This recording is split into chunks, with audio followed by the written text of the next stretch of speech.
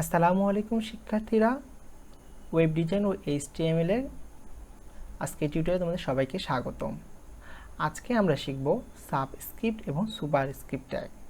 Subscript ট্যাগের মাধ্যমে সাধারণত এই যে H2 নিচে যে 2টা রয়েছে এটা কীভাবে আসে সেটি প্রকাশ করা হয়, এবং সুপারস্ক্রিপ্ট ট্যাগের মাধ্যমে এ উপরে দেখেন স্কোয়ার দেওয়া, অর্থাৎ এর উপর যে পাওয়ার বা কোনো সংখ্যা বা ডিজিটের উপর যে পাওয়ার কীভাবে দেয় তা দেখানো হয়। আসুন কথা না বাড়িয়ে আমরা টেক্সট এডিটরে চলে যাই। টেক্সট এডিটর আমরা সাবলাইন ওপেন করলাম। ওপেন করে দেখেন, আমরা আগে যারা টিউটোরিয়ালটি ধারাবাহিকভাবে দেখছেন তারা অবশ্যই জানেন আমরা ওয়েব ডিজাইন নামে কী করেছিলাম, একটা ফোল্ডার করেছিলাম ডেস্কটপে। আমরা ফোল্ডারে গিয়ে রাইট ক্লিক করে একটি নিউ ফাইল নেব। নিউ ফাইল নেওয়ার পর কন্ট্রোল এস দ্বারা কী করে সেভ করব এবং এর একটি নাম দেব। যেহেতু আমরা সাবস্ক্রিপ্ট এবং সুপারস্ক্রিপ্ট নামক ট্যাগ আলোচনা করব, সেহেতু আমরা স্ক্রিপ্ট নাম দিচ্ছি, script.html। আপনারা যে কোনো নাম দিতে পারেন, কিন্তু লাস্টে অবশ্যই এক্সটেনশন .html দিতে হবে। দিয়ে সেভ করলাম। সেভ করার পর HTML এর যে বেসিক কাঠামোটি সেটি লিখলাম।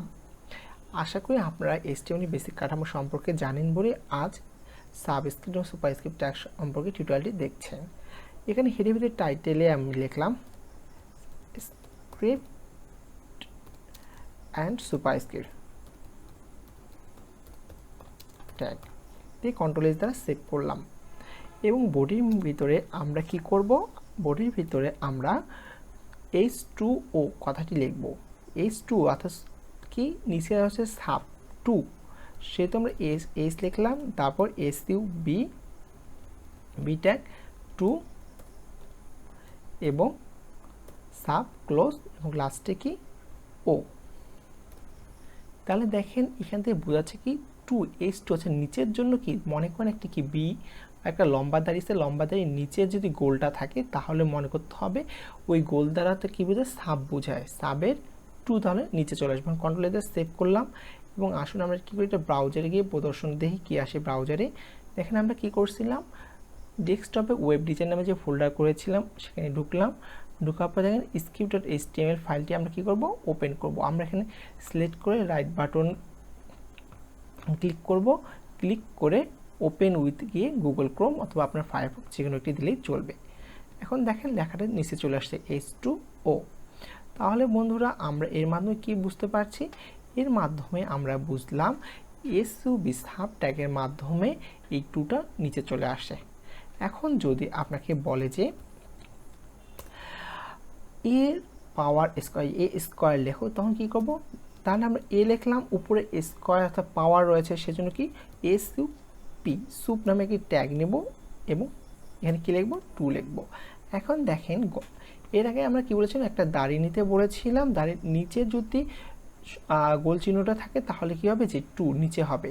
এখন আমি দাড়ির যদি উপরে যদি গোল চিহ্ন থাকে তাহলে সেটা কি হয়ে যাবে, পাওয়ার হয়ে যাবে। আসলে এটা দেখি, কন্ট্রোল এস দ্বারা সেভ করি এবং ব্রাউজারে গিয়ে এটা কী করি, রিফ্রেশ করি। দেখেন কি হয়ে গেছে, উপরে চলে আসছে কিন্তু। তাহলে বন্ধুরা আমরা কি বুঝতে পারলাম, সাব ট্যাগের মাধ্যমে কোনো কিছুকে নিচে প্রকাশ করা হয় এবং সুব ট্যাগের মাধ্যমে পাওয়ার হিসেবে দেখানো হয়। আমরা আরও একটি সুব ট্যাগের কাজ দেখি। মনে করেন পরীক্ষা আছে A+B হোল স্কোয়ার, তখন কী লিখব, হোল স্কোয়ার, উপরে স্কোয়ার রয়েছে সেহেতু কী হবে, কী ট্যাগ ইউজ করবো আমরা, সুব ট্যাগ স্কোয়ার 2। কন্ট্রোল এস দ্বারা সেভ করে নিলাম, এখানে এসে রিফ্রেশ করলাম, দেখেন A+B হোল স্কোয়ার চলে আসছে। এখন আপনারা বলতে পারেন শুধু স্কোয়ার কোন, স্কোয়ার যদি কিউবও থাকে বা ধরেন 22 থাকলো, আবার কন্ট্রোল এস সেভ করলাম এবং এখানে কী করলাম, রিফ্রেশ করে দিলাম, দেখেন কী আসছে 22। আমরা 2 রেখে দিই। এখন অনেকে বলতে পারেন এরপর কিসের, নিচে A1 + B1, A1 যদি আসে তখন কী করবেন, এ লিখবেন, A1 নিচে 1, তখন কী হবে, তাহলে SUB সাব ট্যাগ নিচে 1-এর জন্য 1 লিখলাম, sub tag close, A1 plus যদি বলেন যে আবার B1 লিখব, B নিচের জন্য কি SUB সাব ট্যাগ ক্লোজ, মাঝখানে হবে 1 লিখলাম এবং কন্ট্রোল এ সেভ করলাম এবং এখানে এসে যদি আমরা রিফ্রেশ করি দেখেন A1 + B1 চলে এসেছে। বন্ধুরা এই ছিল মূলত তোমাদের সাব এবং সুবট্যাগের আলোচনা। আশা করি তোমরা বুঝতে পেরেছো কীভাবে সাব এবং সুবট্যাগ নিয়ে কোনো একটি ডকুমেন্ট করতে হয়।